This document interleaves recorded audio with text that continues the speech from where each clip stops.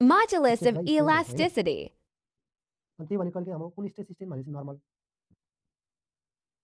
Normal stress भनेको चाहिँ direct हैन, normal stress by normal strain हो। त्यो भनेको के हो तपाईहरु चाहिँ तान्ने लिनियर लङ्जिट्युडल पनि पर्यो हैन।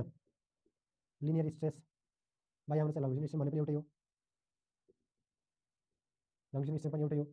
यसको भन्नुको अर्थ हाम्रो टेन्साइल कम्प्रेसिभ भन्ने एउटै हो हैन। झुक्क्याउनलाई जसरी पनि सोच्छ tensile strain by tensile strain भनेको एउटै हो।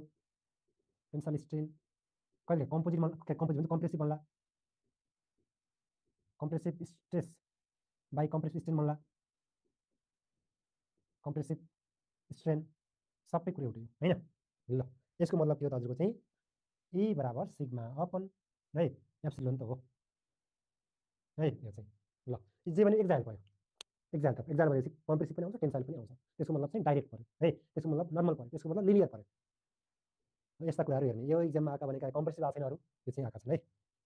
यो अगाडिका नर्मल र कम्प्रेसिभ बारेसम्म सोधेको छैन होला, योहरू हेरिदिनु होला है। सबै भनेको कुरो एउटै हो।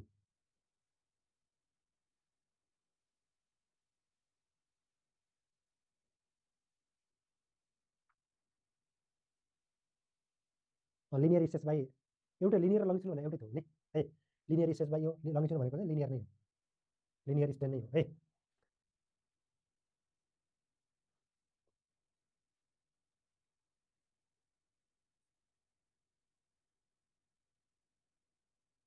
अब त्यसमा modulus of elasticity of various material है। अब जस्तै हाम्रो नम्बर 1 मा माइल्ड स्टिल भनौँ, माइल्ड स्टिल है सबै ग्रेडको। यसमा हाम्रो कम्प्रेसिभ पनि हुनसक्छ र टेन्साइल पनि हुनसक्छ, तर भनेको सेम लाग्छ है। कहिले काहीँ टेन्साइल कति हुन्छ कम्प्रेसिभ कति हुन्छ इक्वल हुन्छ के हुन्छ भने सेम हुन्छ, इक्वल लाग्छ भन्नु है। ल माइल्ड स्टिल यसमा हाम्रो ई त्यही हाम्रो चाहिँ मोडुलस अफ इलास्टिसिटी स्टिलको यास है। त्यसमा कति हुन्छ भने 2.1 × 10⁻⁵ हाम्रो 5 है न्युटन पर एमएम स्क्वायर, 2.1 × 10⁻⁵ न्युटन पर एमएम स्क्वायर है। यो भनेको चाहिँ सेम इन बोथ कम्प्रेसन र टेन्सनमा, कम्प्रेसन एन्ड टेन्सन जे भन्यो भने चाहिँ सेम हुन्छ भन्नु होला। अनि कुन कुन ग्रेडको लागि भनेपछि सबै ग्रेडको लागि है, for all grade.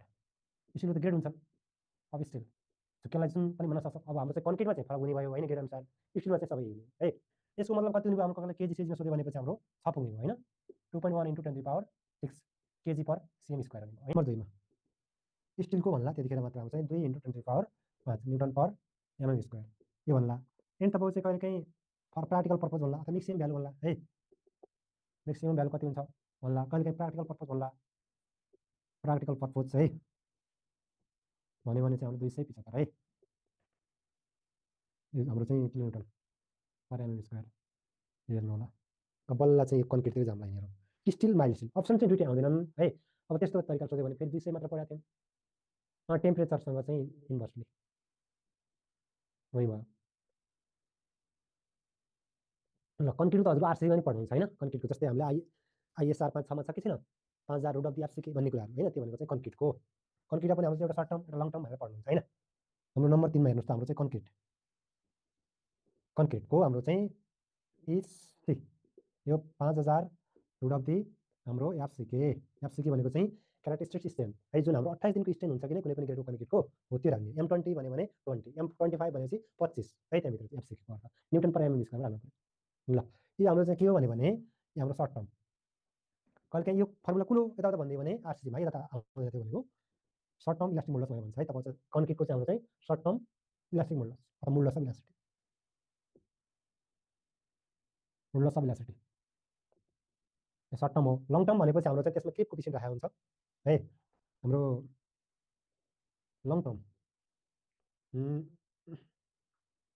Modulus of elasticity यो आरसिबीमा पनि पढ्नुहुन्छ हजुरले चाहिँ। यो भनेको हाम्रो कन्क्रिट बाई 1 + थीटा है, थीटा भनेको चाहिँ क्रिप कोफिसिएन्ट हो। अब के भयो त हजुरको 5000 है रुट अफ दी एफसिके बाई हाम्रो चाहिँ 1 + थीटा हो। कहिले माथिले कुन हो भन्यो भने चाहिँ आइआरसीले दिएको, आइआरसी भने तपाईँ चाहिँ आइएसले दिएको भनेको तपाईँ चाहिँ सर्ट टर्म हो है, यो सर्ट टर्म यो लङ टर्म। डिजाइन गर्दाखेरि कागज तलको गर्ने हो, यो सबै चाहिँ टेम्परेचरहरू श्रिङ्केजहरू चाहिँ कन्सिडर गरिएको हुन्छ तल्लोमा माथिल्लोमा हुनु है। ल थीटा भनेको क्रिप कोफिसिएन्ट हो, थीटा भनेको क्रिप कोफिसिएन्ट, क्रिप कोफिसिएन्ट ल भयो। त्यस्तै गरी हाम्रो काठको कति हुन्छ भन्यो भने नम्बर 3 मा वुडको कम हुन्छ होइन, काठ त एकदमै स्टिलको तुलनामा धेरै कम हुने भयो भने वुड भनेको 0.12 इन्टु 10⁵ न्युटन पर एमएम स्क्वायर हुन्छ है। यसमा जस्तै हाम्रो यो स्टिल र छ नि, स्टिल र कङ्क्रिटको यो मुलक रेसियोलाई के भन्छ भन्यो भने मुलक इलास्टिक रेसियोलाई के भन्छ भन्यो भने मुलर रेसियो भन्छ है। फेरि यो पनि हेर्नुहोस् त सँगसँगै जोडिने कुरा हो पनि के भन्नु भन्यो भने फेरि है अर्को कुरो यसमा the ratio of Young's modulus of elasticity of steel है, steel to the Young's modulus of elasticity of concrete is called, यो आरसिसीमा हुन्छ है modular ratio is called modular ratio भन्नु होला है। यता हाम्रो चाहिँ मोडुलर रेसियो ल एमले जरा हुन्छ M long term short term. अब भनेपछि के रहेछ एम भनेको हाम्रो स्टिलको अपन इलास्टिक मोडुलस अफ कङ्क्रिटको यति रहेछ कि नै यति रहेछ है। ल अब यहाँ गर्दाखेरि चाहिँ कहिलेकाहीँ 280 यो आरसीमा आउँछ, फेरि सिग्मा सिबिसी भनेर पढ्नुहुन्छ है। त्यतिर पढ्दाखेरि चाहिँ एम भनेको त्यो होला हो, यो बेन्डिङको केसमा है सिग्मा सिबिसी कन्क्रिटको बेन्डिङ केसमा हेर्ने इलास्टिक मोडुलसको रेसियोलाई के भन्छ स्टिल कन्क्रिटलाई भन्यो भने मोडुलर रेसियो है। त्यसरी चाहिँ पढिदिनु होला, गाह्रो छैन। 275 हो कता हाम्रो प्र्याक्टिकल पर्पज होला भयो यो सबैको 3 सिग्मा सिबिसी।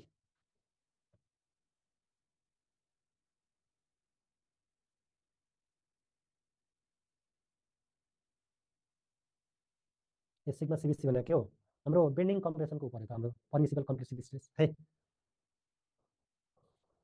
हो लेख्नु भएको थियो कि नै, जस्तै एफसिके भनेको चाहिँ हाम्रो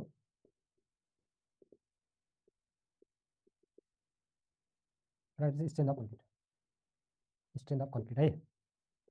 यसको मतलब हाम्रो के त 28 दिनको स्ट्रेन्थ, यो भनेको हाम्रो चाहिँ 20 days strength of 15 centimetre cube, 15 centimetre क्युबको 28 दिनको स्ट्रेन्थ कति हुन्छ है। राम्रोसँग क्युरिङ सिरिङ गरिसकेपछि हो त्यो भनेको चाहिँ हाम्रो एफसिक्यू है। अनि अर्को सिग्मा सिबिसी भनेको चाहिँ हाम्रो बेन्डिङको केसमा सिग्मा सिबिसी यो हाम्रो उता पनि पढ्नुहुन्छ, यो भनेको पर्मिसिबल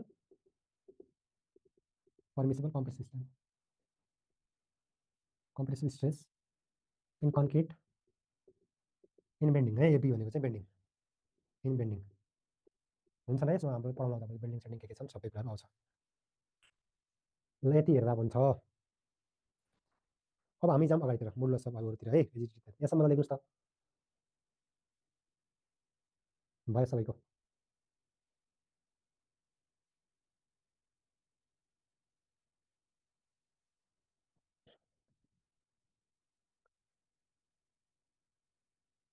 अब नम्बर 2 मा मोडुलस अफ रिजिडिटी लेख्नुहोस् अर्को नम्बर 2 मा है, मोडुलस अफ रिजिडिटी अथवा चाहिँ सियर मोडुलस भन्ने है। त्यसलाई चाहिँ मोडुलस अफ रिजिडिटी